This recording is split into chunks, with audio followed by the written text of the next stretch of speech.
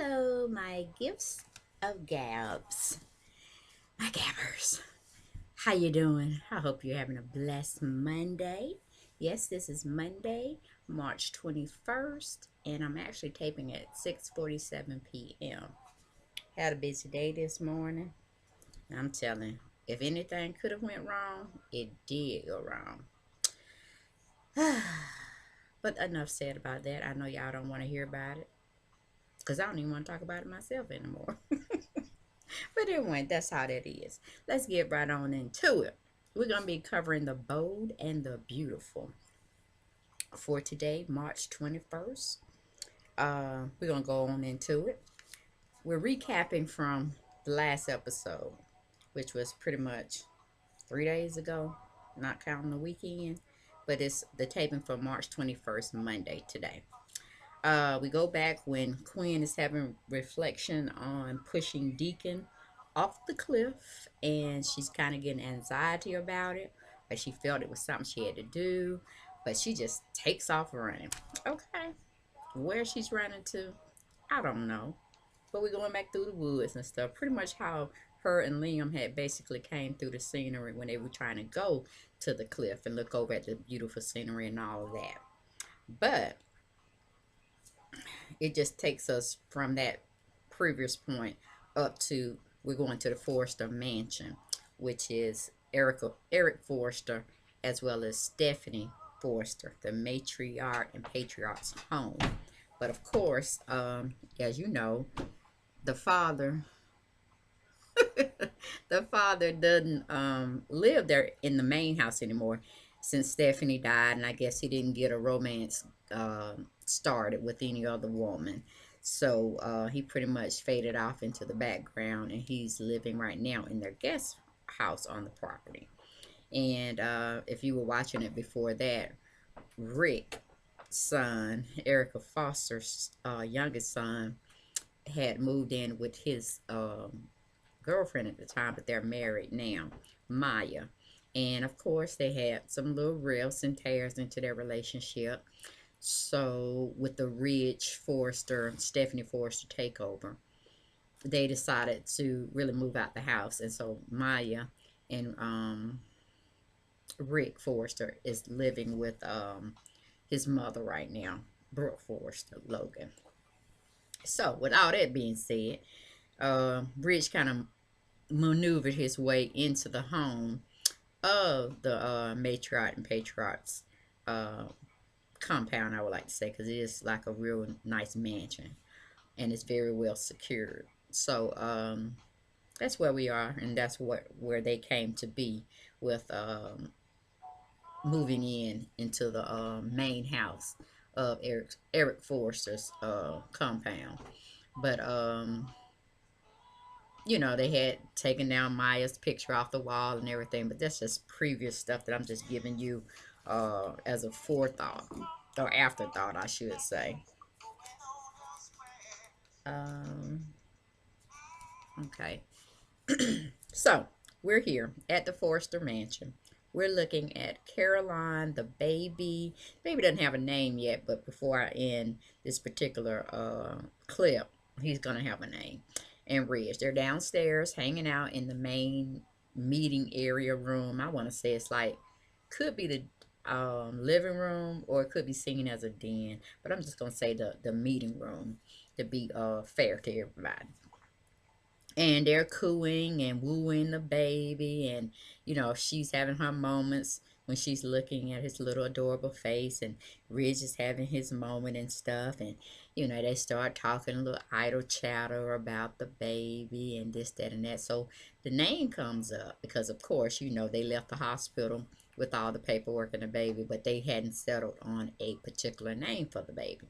So Caroline brought it up, and Ridge was tossing around some ideas, but he had come up with the ultimate name for the baby, and that it would pay homage and appreciation of what his mother legacy had left And, with her having that big old mural on the wall, or painting on the wall of herself, he still feels she's like the matriarch and no other woman that his dad may marry, or his adopted dad may marry, um, or anybody will ever come close to Stephanie and what she, what do you call it? uh, stood for when it came to morals, values, vision, and all of that. She was like the epitome of class, and how everyone should carry themselves and model themselves after.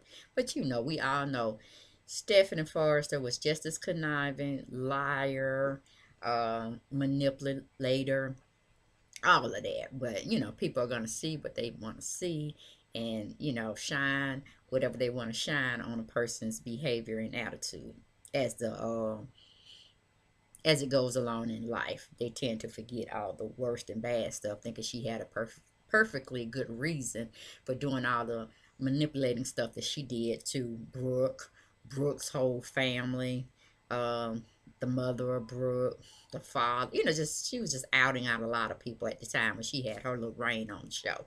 So, needless to say, she had her skeletons and bones in the closet too, and some of them fell out and got exposed for what it was, especially when it came down to Reggie's real father, which is Massimo. But we ain't even gonna go through all of that. But anyway, Ridge was telling Caroline that he really felt that it would be an honor and a great service if he could impose upon her to name the baby Douglas. And I was like, where Douglas come from? Because, I'm kind of catching back up at the stories myself, and that's going way, way back, because we never thought of remembering Stephanie as a Douglas, meaning Stephanie Douglas Forrester, or Stephanie Forrester Douglas, or however you want to, her maiden name was Douglas, and she was a big name through her father and mother's legacy. They come from money. Money builds on money, and she just from old money. And he thought it was fitting for them to let her legacy go on and in memory, and keeping her part of the family, in essence of her spirit not being here on earth with us.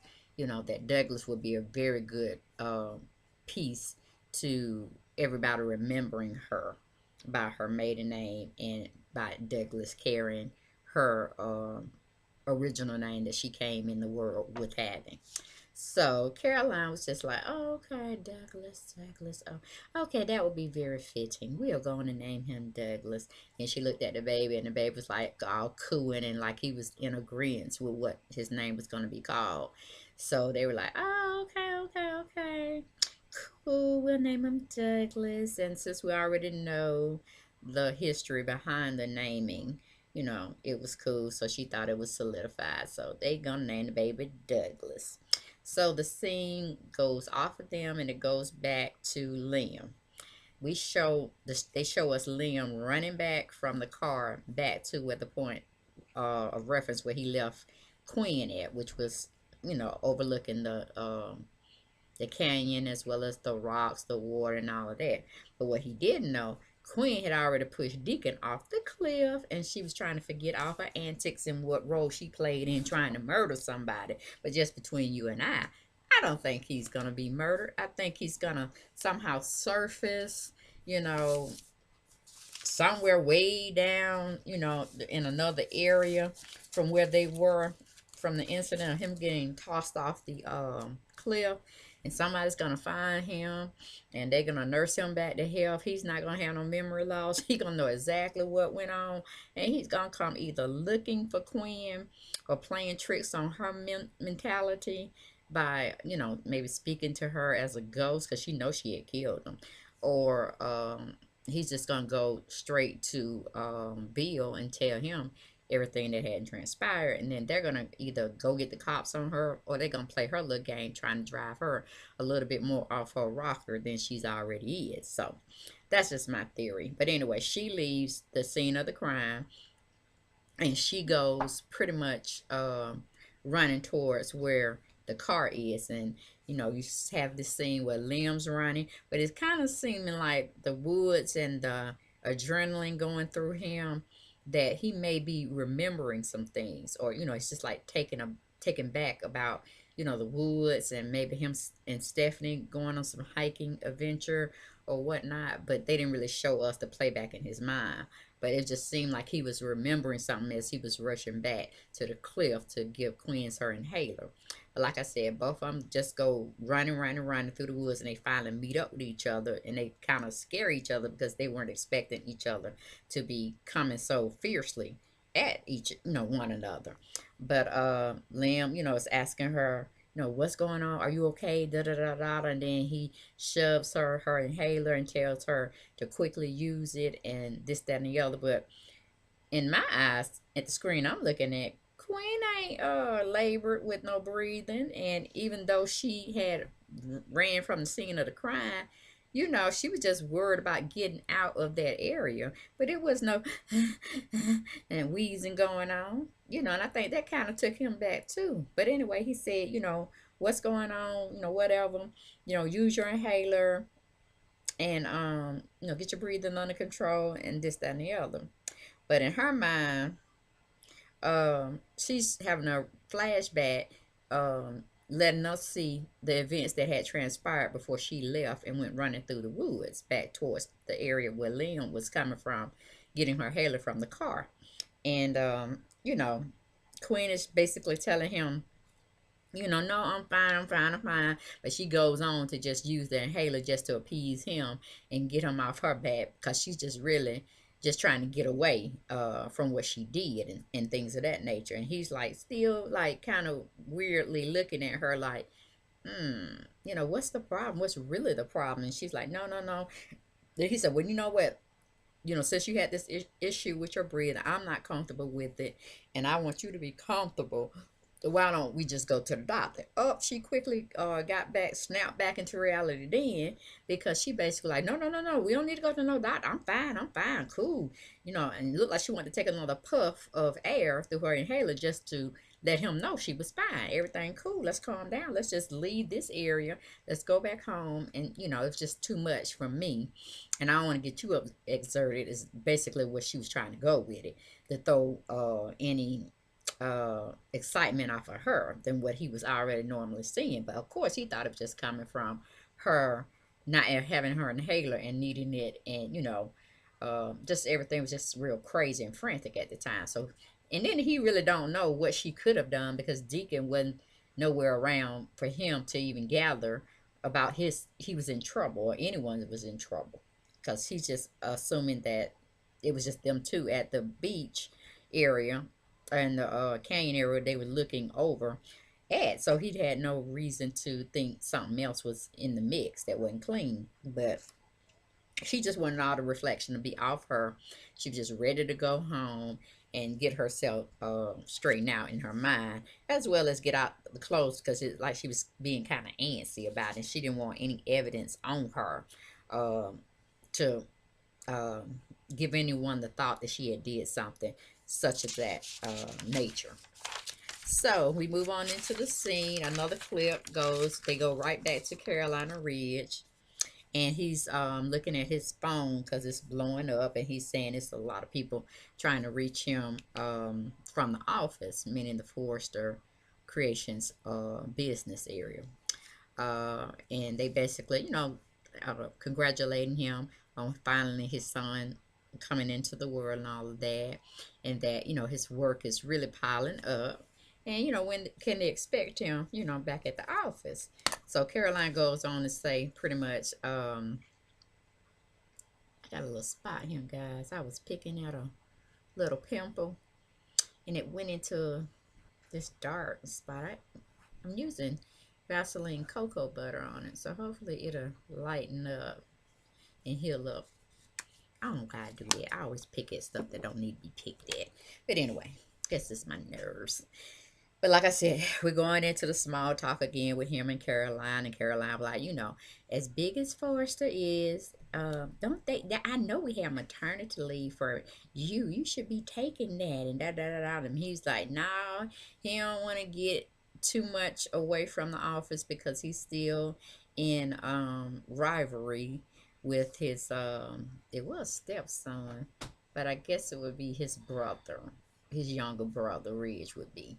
It's kind of messed up. And if you watch Bold and the Beautiful, you know how the dynamics go, or who the father, who was the wife at the time, and ooh, all of just a mess. So we ain't even gonna go there because that'll confuse me too, trying to explain it to you. 15 minutes. Anyway, and so what was I? Yeah, they're just going back and talking about signing the papers of righthood of the child, if you may, the birth certificate. Um, Caroline goes on and do her part, and by filling in the baby's name and putting her signature to the form, and she's telling Ridge, to go on and sign his little signature on the form, and this, that, and the other. And who walks in, honey? But it was really after Rich had solidified the baby's name and what the baby's gonna be named. Well, he was like, okay, well, we just need to sign these papers so we can get them right on back in to the court system or whatever. So my name would be on the birth certificate as the father, and this, that, and the other. And he basically was still trying to secure Caroline because she still kind of felt uneasy about Thomas being around the baby because she knows the truth and Ridge knows the truth. Ridge knows that's not his child. That is his child's child. And why Ridge is, being so ruthless and just not being empathetic or having any compassion for another man's child and the knowledge of that child, that's it being his son. So I mean he's just mad because Thomas slept with Caroline, but he should be equally as mad at Caroline because he didn't rape her. It was consensual sex, and yes, she thought Ridge had left her. But I mean, do we always go to having unprotected sex with, a family member? I mean, I'm not understanding. I know everybody get at their weakest moments and they are vulnerable and they do such acts as what happened and transpired between Ridge's son and his fiance at the time. And really, I don't even know if they got married with a real pastor or preacher or however their religion calls their leader. Um, of the ministry. But I don't know. But that's nor here or there. Let me just stay focused. But in walks Thomas. Thomas is seeing them having this wonderful mother and daughter moment with baby Douglas. He didn't know they had named the name, but eventually, as they got around to telling him what was going on and this and the other, he found out his little baby brother was named Douglas. And of course, he had to, come, well, he brought him a gift as well, which was a little t shirt that said, you're going to be a designer or nothing else, pretty much. I think it said designer or bust or something like that. I'm not really sure. I wasn't really interested in it. I just knew it was a t shirt. But basically, it was like them trying to induct baby Douglas into the design family. He don't have a choice. He's gonna be a part of the family business. He can go to college, get all, certified up with the degrees and everything, but he's going to come into the business, coming into the fold, and he has no choice. So anyway, he gives the gift to Caroline. She thinks it's adorable. It's another keepsake that she's making for the baby or whatnot. And I'm like, keepsake, he need to be wearing that shirt. But of course, they rich and famous. They don't, I guess, wear stuff like that, even if it's just something to play in or whatever. But whatever.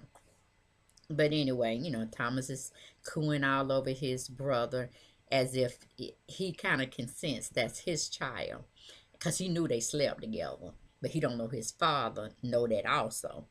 So it's just one big secret that's definitely gonna come out, and I'm thinking, just my theory, that something's gonna go wrong with the baby, and it's not gonna be something, um, Caroline can help with. It's gonna be maybe some genetics that it has to come from the father.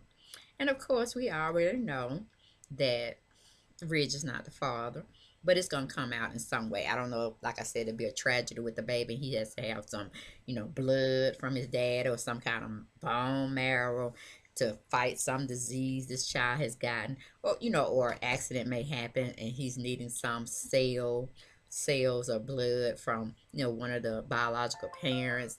Just a whole bunch of mess. I know it's coming up, but anyway, he goes and plays with the baby. He's just so sweet with them, and kind of reminiscent that he's ready to start his own family. He wants, to have this special moment with a special lady in his life, and it just brings up a lot of memories of how you want to start a family from ground up, and basically um, being in all the emotions that comes with the baby finally being here. You're seeing the baby and just looking at what you done created and all of this.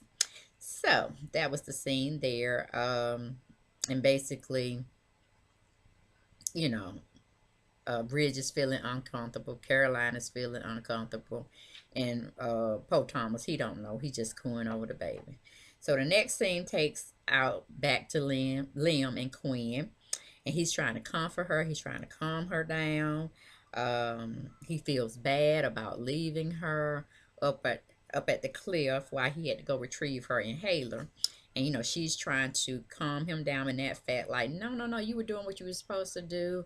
And yeah, I know, it took you by surprise. It took me by surprise. And basically what she was saying, she just had to decide on the spur of the moment who to kill, is what she was talking about. But Liam was thinking some other way. And, you not having the foreknowledge that was going on, you would have been similar in the ways of thinking of how Liam was in his mind. Liam is reassuring her that their marriage is solid. He ain't going nowhere. This, that, and the other.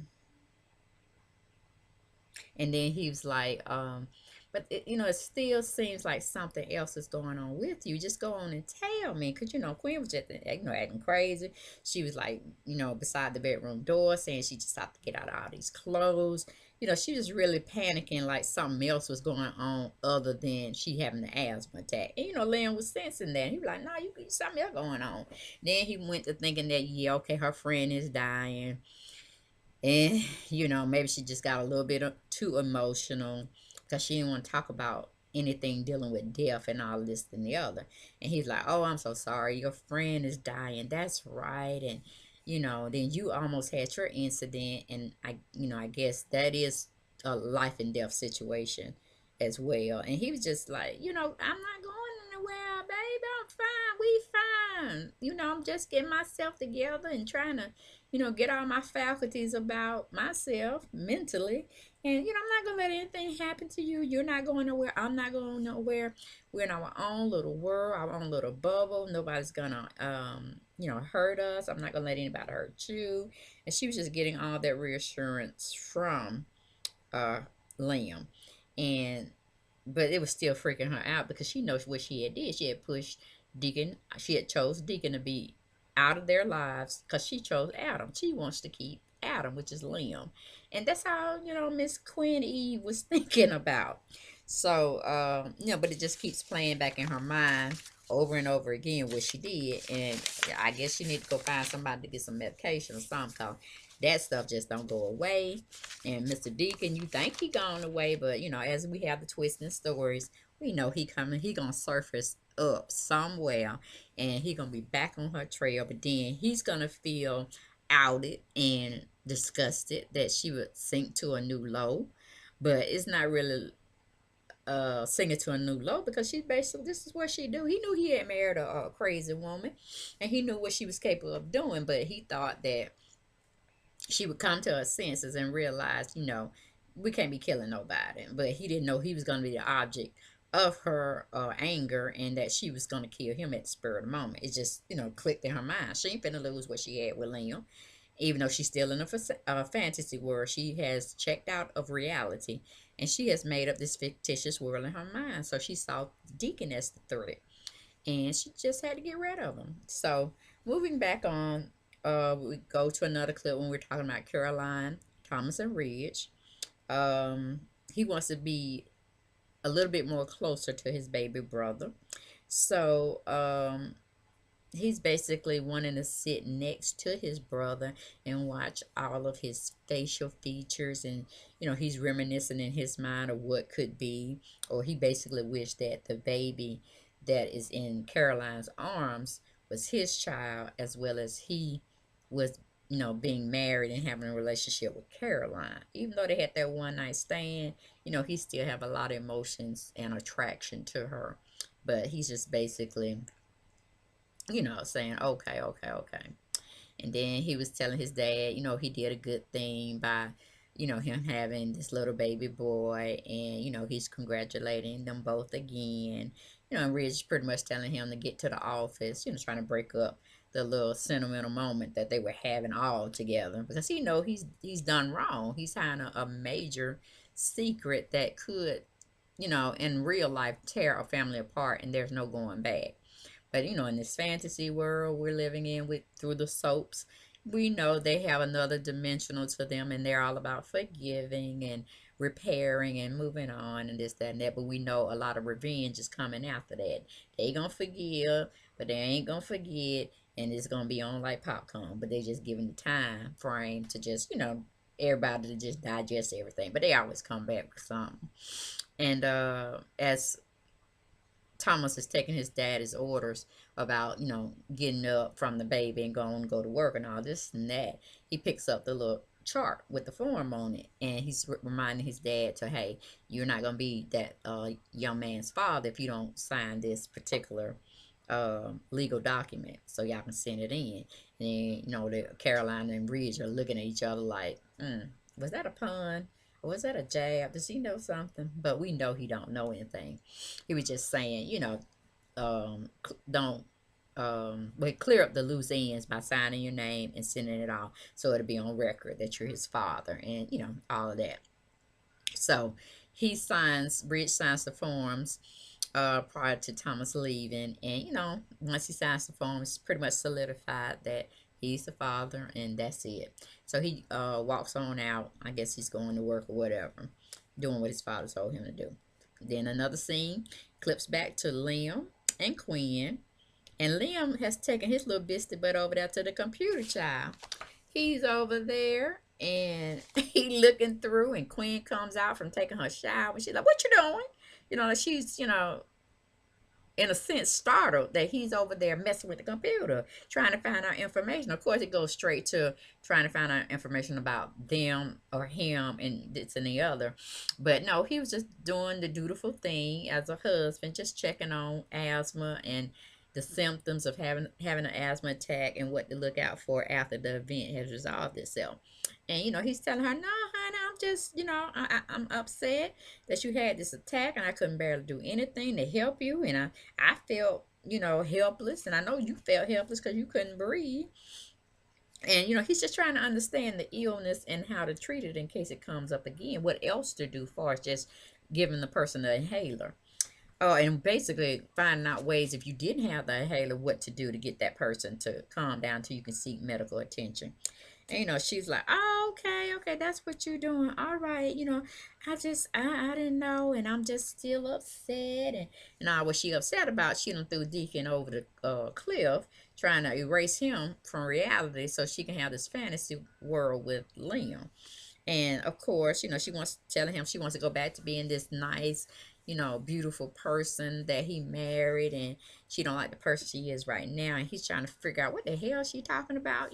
She is this person. I'm married to her. And, he goes back into thinking that she is losing a friend, and she's frantic that she's gonna lose him, and he think that's where it's all coming from. But no, as time goes on, Liam, you'll see what she's talking about. You'll see what kind of fool she is, and she's dangerous. Just as excuse me, Bill Spencer was telling his other son, Wyatt. But of course, he's still trying to reassure her that everything's gonna be fine. Um, you're fine. Nobody's gonna take, you away from me. And this woman really has went off her mental radar. She's disconnected totally from reality, and she really wants to, just it be her and Liam and all this stuff again. And and she's saying, she can't take it if anybody takes him away from her. Then she stops, but we as viewers has gathered that if anybody else come for Liam trying to take her from him, because she's really getting into this role of Adam and Eve. She's Eve. She hadn't done anything wrong. She's his perfect wife. Da da da da. And she's looking at Liam as total Adam, where she's a loving husband and she's trying to get her husband back on. I mean, she's a loving wife to her husband and she's trying to cook this fantasy up. But I mean, it's not her, but she don't snap. So this is her world she's living in now, and she's trying to pretty much get the heck out of Dodge or where she is now to go somewhere else so nobody knows about them and who they are in reality. She's making up this fictitious, you know, scenario about who they are, where they're from, and it's just crazy. And hopefully, Liam will start back clicking. Some flashes will come back. Some brain waves will start cooking up in the old nugget. And him start making some connections because she's talking about taking him out the country, child. That woman's crazy. A state that's way, way, way from California. But anyway, we go on to the next scene. We're here with Caroline, Ridge, and Thomas. And like I said, basically, he's leaving or he should have left. I just speeded that part up for you all, I guess. Prior to going to the Queen and Ling scene again. And Carolina's feeling some kind of way after he left. And, Red's like, don't feel guilty because, we ain't gonna forget about what he did, But I'm like, it's all water under the bridge. The baby don't came in the world. I mean, do we really want to keep up this lie? Because this is a major lie. This is almost like killing somebody, because you don't took something from him that he didn't know he had. So that's a loss. So, she feeling bad and she should feel bad. That's that moral compass ticking inside of her that she know this ain't right. If Ridge can forgive her for cheating on him, even though he had made it clear that he didn't want to be bothered with her no more. He gave her a second chance. He needed to stop this foolishness, basically, and just admit that, he cannot have children anymore and tell Thomas, yeah, this is your son. But guess what? That's your baby, and, he's my grandson, but you're not getting my wife. And just, basically, that's it. Come out. But, this is Storyland, and that's where we're going with it. The scene goes back to Queen and Liam. Again, Liam's still trying to calm her down because she's freaking out.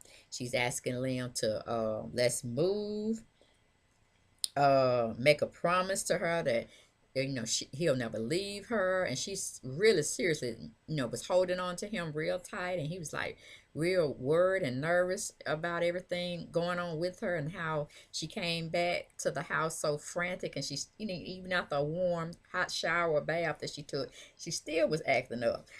Cause she was telling this man, we need to leave California. He said, oh, you want to take a vacation? Okay, that's fine. And she said, I ain't talking about taking a vacation. I'm talking about leaving, moving, going away from this area.